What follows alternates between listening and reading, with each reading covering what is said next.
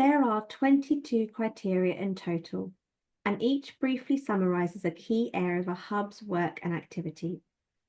The criteria are designed to articulate a strong performing music hub, as opposed to a set of minimum expectations. Together with the working group, we've reviewed and updated all criteria, using the criteria from the previous framework's engaging rating as a starting point. In the guidance, you'll see definitions of some recurring terms, namely stakeholders, workforce, hub partners, and learners.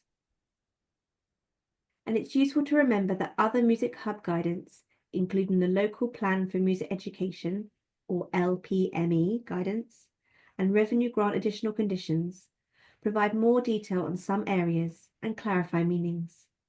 For example, needs analysis, inclusion, progression, and hub governance within the LPME guidance.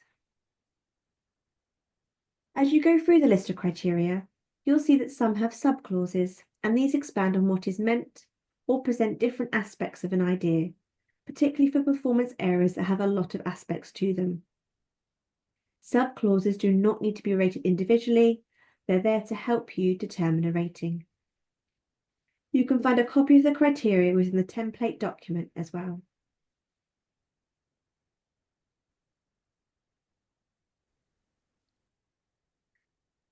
The 22 criteria are divided across 9 performance areas, which sit across 2 broad categories. The first is delivery, which covers the hub's programme of activity, quality of delivery, offer, reach, and engagement.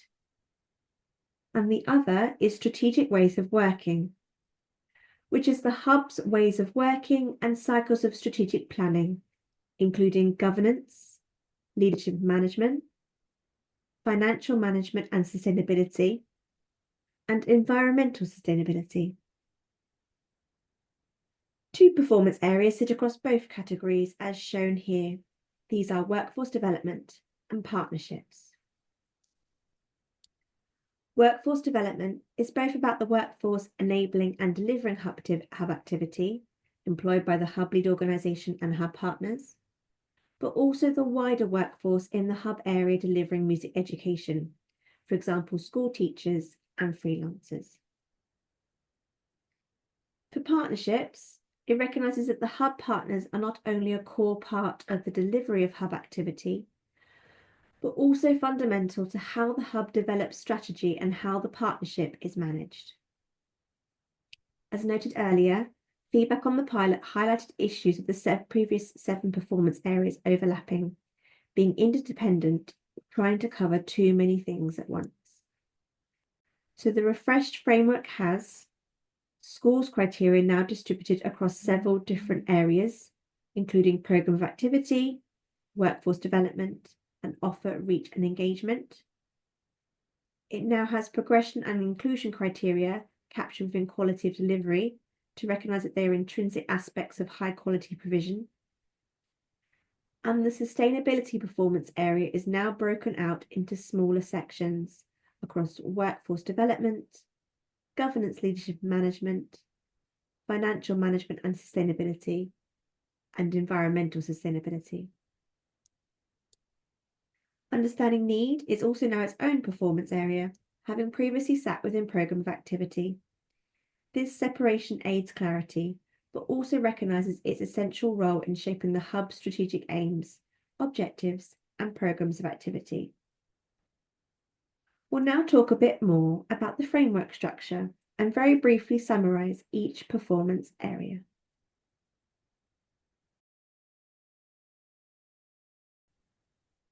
So I think one of the things we've already noted is that there was a very open discussion and nothing was off the table when we started the process of looking at the new performance framework. And there was a very wide-ranging discussion about how it should be structured, whether there should be performance areas at all, whether we should group criteria, whether there should be a hierarchy to criteria, and what the purpose of having different areas of activity was. So we literally started with a blank piece of paper. or we had the opportunity to start with a blank piece of paper. The fact that we've ended up with something that looks vaguely similar to what was there before is coincidental. It certainly wasn't just a little bit of tinkering around the edges. But then I think there's a lot of strength in where we've ended up. So in what ways does the new structure help you have the conversations with your partners in Oxford about creating a new vision for a new hub? Well, I think, as we said, there was a very open discussion about how we would structure this, and I think what's come out of it is that kind of hierarchy in a way, in that we've got the two sort of broad areas around delivery and around strategic thinking, and sitting underneath those, the performance areas, which we kind of talked long and hard about, what they should be called, what they should cover in each one, and acknowledging that there's obviously significant overlap between strategic and operational as well. And I think for me, having those sections and then the criteria underneath them, which are almost question starters that one can have with a new joint board, as it were, to be able to really get to know what each other are doing. We, as you say, we're two fairly equal-sized large organizations that are very, very different in how they're managed and governed, with one of us being an independent trust and one being a local authority music service. There's a lot for us to get to know about each other, even though we'd done quite a lot of work in partnership before. This is a different ball game, and being able to drill down to that sort of detail within each criteria to drive a positive conversation, I think is really useful in terms of how we've ended up structuring it. We worried, I think, quite a bit about were there too many criteria, were there too many performance areas, but I think where we've settled to is a really good blend of what should be there and what has to be there. Building on the conversation that we've just had around the structure of the framework, I think we'd like to go on to just talk a little bit about each of the different performance areas, and touching on the criteria that are within those. And it's worth saying that we did, as a group, have a really strong look at the previous criteria to see where there was duplication, and to see where things didn't fit, and then we threw it all out and started again. And what we've come up with, I think, is far more streamlined. There's quite a reduction in the number of criteria, and we think really focused on the different performance areas. The first one is titled as Offer, Reach and Engagement. We've had a lot of discussion around this performance area relating to data, in particular to percentages and targets and those sorts of things, and tried to really get away from that in these criteria, because we all know that we submit annual data which can inform this process, where we look at how many of this we're doing and how many of that. And we really wanted to focus much more on the quality of the offer, and the extent, the breadth of the reach, and in terms of engagement, which is always a very tricky word, the depth of engagement with both schools, young people and partners. And this performance area was really designed to try and encapsulate all of that and allow hubs to reflect on the quality of their offer, both locally but across the whole hub area as well. And again, that thought about looking at it in a best fit way, where practice in one part of a hub area can inform and develop another. So as Paul's already mentioned, quality obviously is at the heart of everything that we do. And so that's why one of the key performance areas for our group was actually around quality of delivery, because it's not just about the end product, it's actually about embedding quality into every stage of the planning, delivery, and also even in our evaluation of the work that we're doing. So this refreshed framework really encourages to take a more holistic approach to quality and ensure that it's not just an isolated measure, but actually a really fundamental part of hub ethos. Inclusion and progression is really key, and it's actually one of the most valuable aspects, I would say, of this particular performance area. It challenges us to think really critically about whether our offer actually is genuinely supporting young people in their next steps, whether that's continued engagement or broader creative pathways. So it's really important that inclusion forms part of that quality of delivery. Also, although workforce development isn't really explicitly mentioned within this performance area, it is actually implicit in achieving that quality, because our workforce is key to ensuring that the delivery is of the highest standard, and I'm sure we'd all certainly agree with that.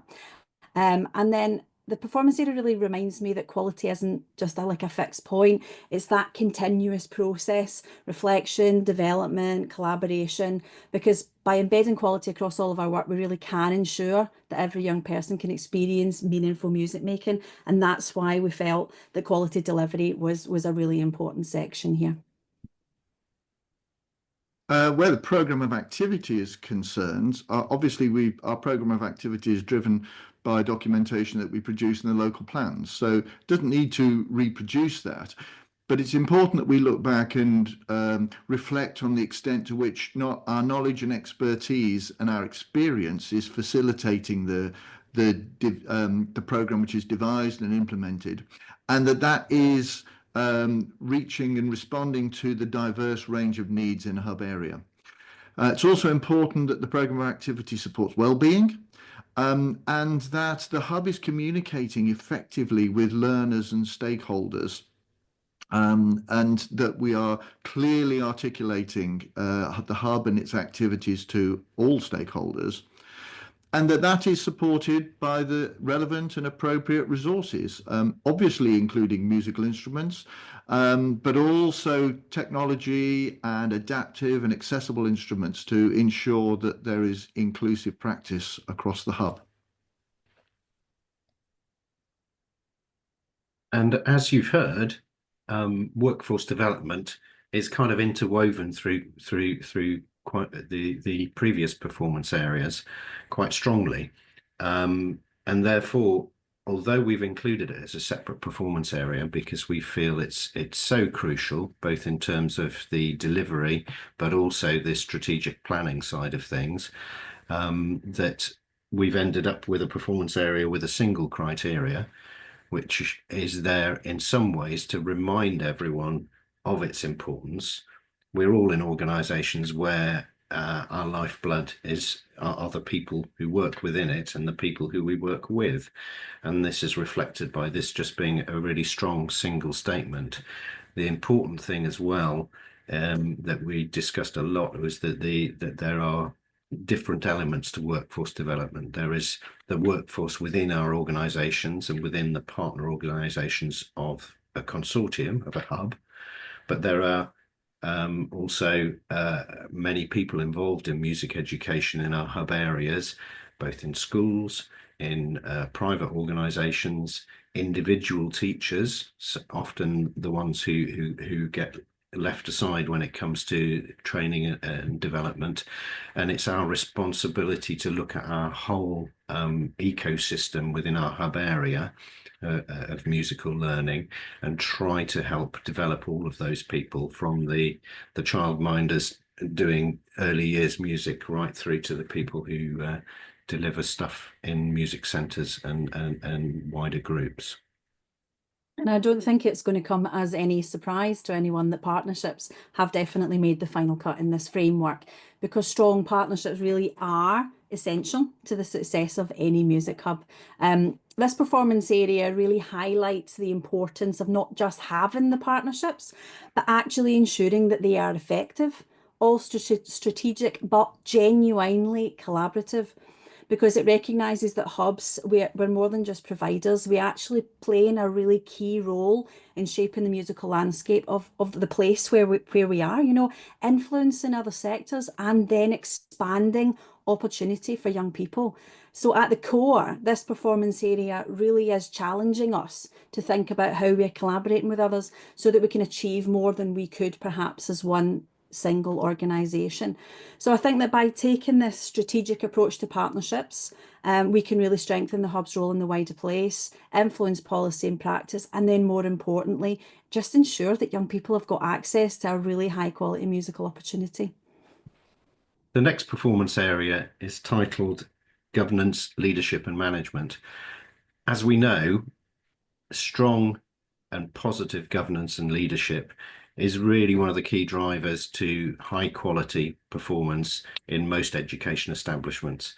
When we look at all the evidence around schools and which schools perform very well, it's very clear that that's predicated most importantly on good leadership. That good leadership is seen in many different ways, and that's what we've tried to reflect in the criteria here.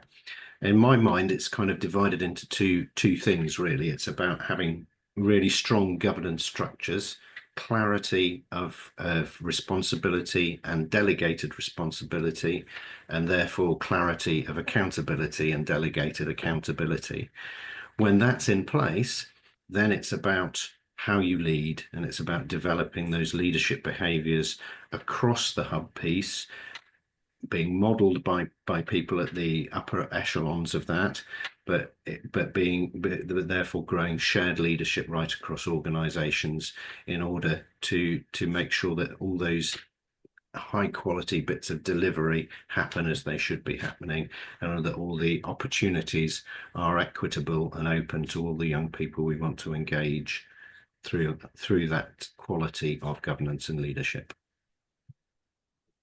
And the final three criteria are all things which are standalone, but absolutely essential to the process.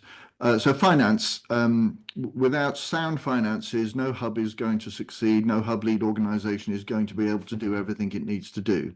So the finance section is looking at both the hub lead organisation and the hub as a whole, making sure that good management systems are in place and that the organisation is resilient, but essentially doing this by working out how it can maximize efficiencies across the hub area, and about the choices that are being made around charges and payments to staff, and to ensure a sound financial basis for the hub and the HLO.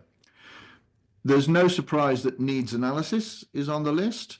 And we've already identified that that's part of a cyclical process that leads from the needs analysis, the identification of need, into the development of a program of activity, the setting of SMART targets, and then the final part of the jigsaw, then the monitoring of performance, which leads back to the needs analysis for the following year.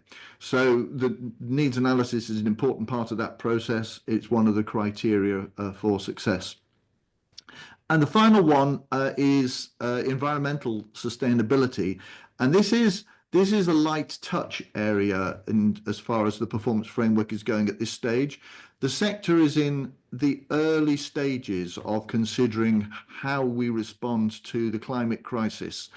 The important thing at this stage is that the hubs are aware of their responsibility and what will be a growing responsibility to respond to these concerns, because these concerns are absolutely key to the very people we work with, to children and young people. It's their future that we're playing with. And as I say, it starts as a light touch area, but over the years, this is going to become more of an imperative for hub lead organisations.